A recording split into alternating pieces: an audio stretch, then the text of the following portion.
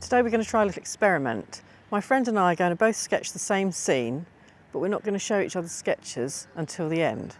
So it'll be the same scene, same time limit, but it will just be interesting to see our own interpretations. So this is the scene that's in front of me, and what's great about it is that there's a handy bench for us to sit on. You might recognise Sam from a previous video, Crash Course in Urban Sketching. She's no stranger to a paintbrush, but she's far more used to sitting in front of a photograph, and she does find it very difficult to loosen up. And if you watched my video last week, it's kind of a totally different skill set. So she's going to try to loosen up and do some on-location sketching and hope that it doesn't rain and we don't freeze. So I'll just go over what I'm going to be using. I've got a Sea White of Brighton sketchbook. I brought a foam pad to sit on because it's still February and it's still chilly. And I've also got a new fountain pen to try. Here's a handy tip if you're someone who struggles when you're starting a brand new sketchbook and you don't want to mess up that first page. Don't start on the first page. Just leave a few pages blank and start somewhere where you feel comfortable. Now, as usual, I've got a few decisions to make. There is a sign of the name of the village right in front of me. Am I going to put that in or not? I probably won't because I can't see the front of the sign, so it seems a bit pointless because it's only covering up a corner of the roof, nothing too substantial. So I decided on my composition. Although I'm right-handed and working left to right is usually better, I'm actually going to start from the right because if I start from the left and for some reason it gets too big and I fall off the page with the actual house, I'll be quite annoyed. My highest point is the chimney. I've just measured it very roughly with my fingers and it's almost a third of the house. So you've got the chimney is the top third, then the roof is the middle third, and then slightly bigger, but just over a third is the house itself. So I'm just bearing that in mind when I start my composition. So I finally made a start and then... What? Bit of rain. Oh no, it's actually literally just started to rain. It's so annoying. You can see blobs. It's not the pen. The pen is feeling very nice actually. Fountain pens and rain don't go. I'm just going to stop for a minute, see if it goes. So while we stop for a rain check, let me tell you a little bit about this pen. It's a TAG Submarine Fountain Pen with a turbine ink filling system. I haven't used the pen yet, but obviously I have filled it, and that's where it's a little bit different because you don't have to take the pen apart to fill it. It's got this turbine at the end and you just need to twist that. Now, some people might think that's a little bit of a gimmick, but I have actually had situations where the converter has come completely unscrewed and fallen off into the ink bottle. Maybe that's just me. Oh no. Mistake number one. So it's something that I might actually use, although I do like to be able to see how much ink I've got in there, which obviously you need to take it apart to do that. But you've got the choice. You can take it apart or you can fill it using the turbine. The pen is made of brass and it does feel very good quality and well made. It's got a lovely weight. So I want to take it out on a sketching session and try it properly to see what I think of it. And I'll put a link up in the description in case you're interested in finding out a bit more about it. So thank you to TAG who kindly sent me this pen to try. It's not a paid promotion and all opinions are my own. Now it's stopped raining, let's get back to sketching in Stratford St Mary. So here's another tip of how to be loose. Sketch in the rain with an ink pen. You've got no choice then. Great thing about houses with beams is you can add bits on and make them wider. Just add another beam and pretend that that's where you wanted the wall to be. So I'm looking at that window there, which lines up here.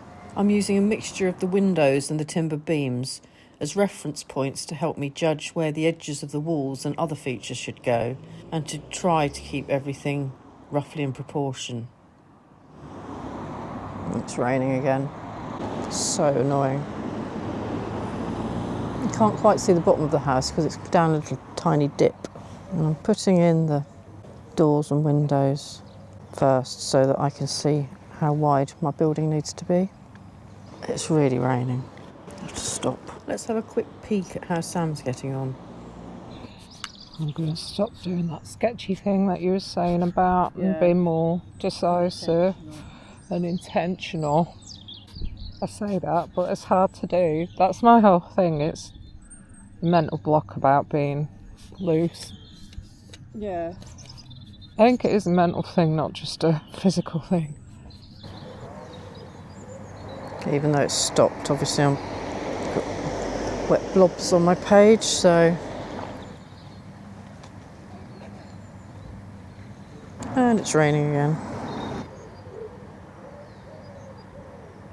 I'm making a bit of a mess with my hand going over my ink because of the rain. Would you say that drawing with fountain pens is something that you sort of have to get used to and develop a bit of a skill with practice? Because I don't think I'm quite used to it yet. Possibly because I've always written with fountain pens, so I'm used to using them all the time. I haven't used this one very much before either. Is it smooth? So, I mean, I don't think it's smooth, but not because of the pen. Where are you holding it? Are you holding it back? No, I'm not actually. I'm holding it quite near the nib. Yeah, you might be better off holding it back a little bit because you said that you find it difficult to be loose. Yeah. One of the things that I find is, look, I hold mine back. I'm not holding it near the nib where I would if I was drawing. Right. Writing, I'm holding it sort of further back. Yeah, okay, I'll try it. Well, I think it is easier actually. I've tried it, and something else I noticed as well is that I can actually see what I'm doing better because my hand isn't as in the way. Right, yes, exactly. It's really helped. I think this part that I'm doing now is I'm finding it a bit easier than the part that I started off with. Still, I think something that I'd want to practice more and kind of get used to it, and it's for me it's trying to get that out of my head that I need every bit of detail in, because that's always kind of there, to be honest. Yeah.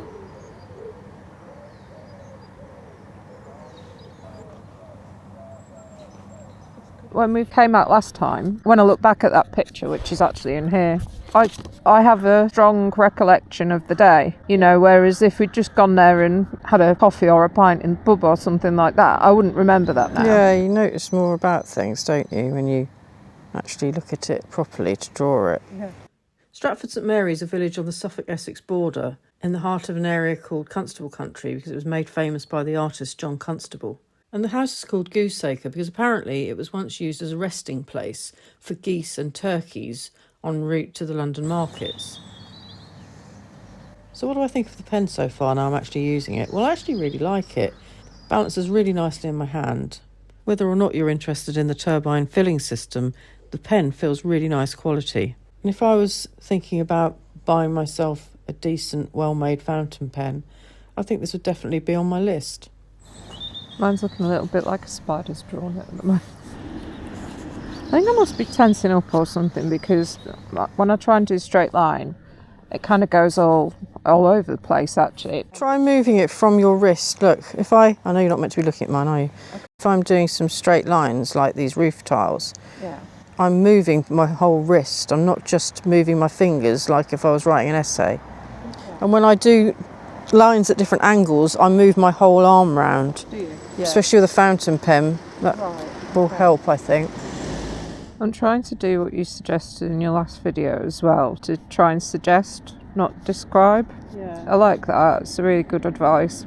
I do a lot of describing when I'm left to my own devices, and so I'm trying to be conscious of that and not put everything in. Yeah. Looks like it might rain again. It's quite black over there, but I've nearly done the ink work, so I can wait to put the paint on. Well, I really enjoyed using this pen. I think it dealt with the water very well, which you'd expect being a submarine pen. Great bit of advice about turning your arm round. What's working? I can get a straighter line doing that. Yeah. Okay. Oh no, I best just put a few roof tiles and things on actually.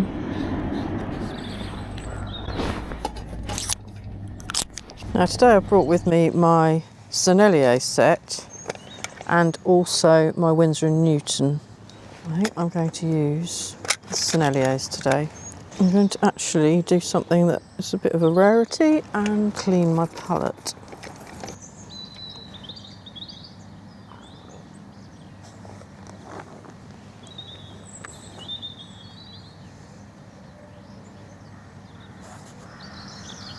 I'm going to get a slightly smaller brush as well.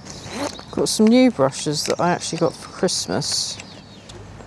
It's a slightly smaller one than I usually use. This is a size 8.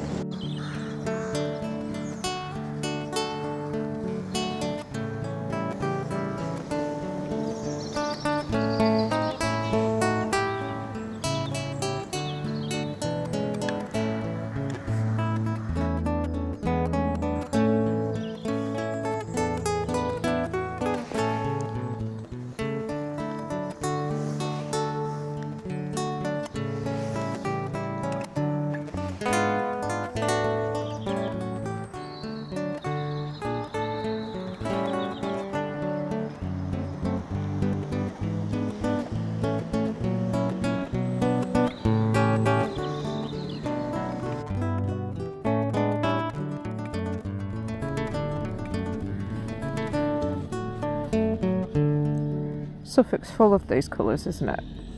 Mustards and pinks and things like that. Sam's using a Van Gogh set of paints. They're only a student set, but they're actually really good quality and seem to be quite highly pigmented. I'll put links to everything that we're using in the description.